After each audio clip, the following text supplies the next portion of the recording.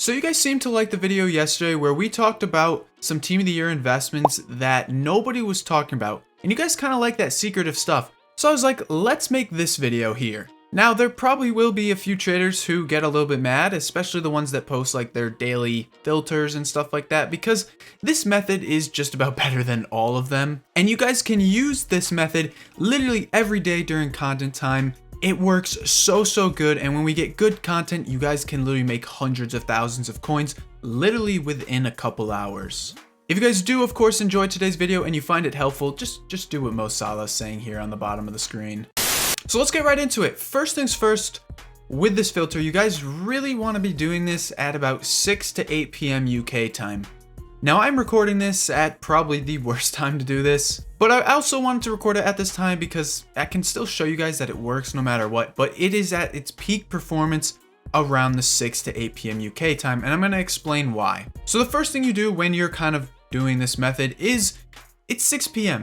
content time drops. So what you guys are going to be doing is going and looking at whatever content drops for the day. So for the day that I'm recording this, all we got was some of the warm-up challenges or whatever. So we got obviously some just little puzzle SBCs, but it literally with any content, whether it's a player SBC, icon SBC, whatever it might be, we want to go ahead and look at the actual requirements for each of these SBCs. So whether it's a player or a puzzle, like I said, you always want to go in and look. So if we go ahead and just take a look at Gundogan, for example, we can see he required an 84, 86, 88, and 87. Now those are very high requirements, of course, and I do like the lower requirements. So if we go ahead and take a look at, say, the 83 attacker upgrade, the position ones, they all required 83 rated players.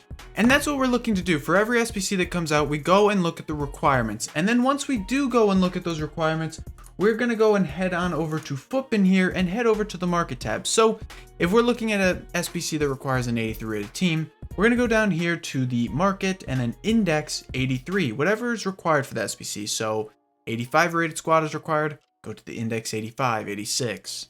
If an 80 rated team is needed, then go to the 81 or whatever it might be. And once we go on over to here, what we're going to look for is players who are up, and it's specifically right in this little tag, because what you'll see here is cards that are on the rise. So Morata right now at this time of recording, which like I said, it's not the best time to be recording the time I'm doing it, but Morata's up 50%. So he's gone from discard price up to 1500 right now.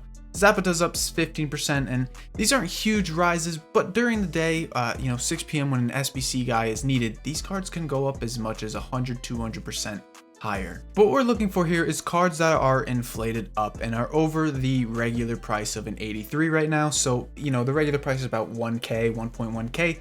So any of these cards will do. And what we're going to go and do is head on over to the console, and we're going to go and try and snipe one of these players. So if we go ahead and take a look at, for example, Morata, he's up to 1.5K. We can go ahead and set our filter here. If we go and search up Morata's name right here, Alvaro, and we go and set this to 1.5, we can go and check his price. So it does look like he does sell for about 1.5K, maybe 1.4. You see there's a few listed up here. So what we would do is set our filter to 1.2K and snipe away. Now, like I said, it's late at night, so sniping's not the greatest idea for me because not a lot will pop up. But if it's 6 p.m., the market is full. You guys can find a ton of deals. Now, Morata's not the greatest example because he's obviously only up to 1500. But when big SBCs come out, for example, when we did get like a bunch of the puzzles, when the 83 attackers did just come out and all those little position change ones, we saw that these cards flew up to as much as 4 or 5K. So if, Morata was 4K, we can set our filter to 3.5 or something, and you would see a bunch pop up because just little Timmy doesn't know that the price has gone up that much. So it's actually a really easy method to do. Now, I like to do it with the lower rated cards. I find that there's just more success with them when you're using the index 81 or whatever it is. It just, I don't know, it's more successful in my opinion when you do it with the lower rated cards because people just don't expect like 81s to be this high. But it can be a little bit more difficult to kind of do this with because some of these lower rated cards, especially under 80, you can't see them on these market tabs. So what you could actually do is go on over to the FootBin app, and if we go and take a quick look here, it'll pop up on your screen. You can actually go to the market tab on there, and what mobile has that the PC version doesn't is this top movers tab right here, and we're actually in it already. This will actually show you all the cards that are inflated up and by how much. So it's a really easy way to find the cards that are up the most. This means that these cards are being used in solutions or whatever it might be. They're up the most. People are looking at these cards. And you can go ahead and snipe them. Now, unfortunately, the top movers tab does require you to have FootBin Premium, and that is $1. Now, this isn't an ad, but it is really, really useful, and I do recommend you do it if you struggle to kind of use some of these cards. You don't have to, but it just makes your life easier, and you could really find the best cards to kind of snipe this with.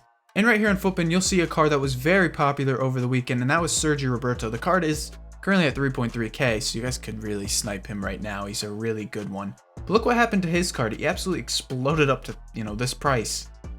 Ridiculously high for a card like this, and that was just due to the SBC, so he would be a prime example of what you can do. You can go and snipe him and do all that. Now, there is a few little strategies you can do, and I want to talk about kind of the buying and selling of when to do, because you do have to be a little bit more specific. So we go ahead and take a look at Sunday. You can see here that the 83s exploded up due to the content that came out. So what you guys can do is once you see the content that's out, and we knew that 83s were required or whatever, they started exploding up. What we can do is start sniping them right at 6 p.m., 6:05, 6:10, whatever. It doesn't have to be exact.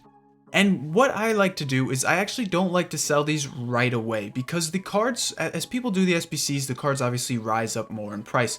So at about 6:45, we'll say this card started to peak. Here it was about an hour later, so 7 p.m. UK. We saw the cards started to peak at their price. This is when I would really start to start listing. I usually would do it about 6:45. I don't like to list at the peak because you obviously risk the card coming back down. But this is what I would start doing, I would start listing around them after sniping them for as much as I could. And then this kind of just turns into a sniping filter after that. You just snipe a few K under or a few hundred under depending on the card and just instantly resell them like that. Now, when you do start selling, you don't want to, dump all your cards at once, because you could actually start undercutting the current price, and then other players will start undercutting you, and it just causes the card to drop rather sooner. And of course, you do want to make sure that you're selling off, before about 8 p.m. because we saw here the 83s, they came back down. Now, of course, they were much higher than they once were, but once the hype kind of died down, these cards did start to, drop as well. So you want to be careful of that, because if you start sniping at the peak, say, Roberto was 5k, you started sniping at 4.5k, you got a bunch at 4.5k and they don't sell, and all of a sudden Roberto falls down to 4.3, it's just kind of a wasted snipe and you missed out on some profit. So you do have to be careful for something like that.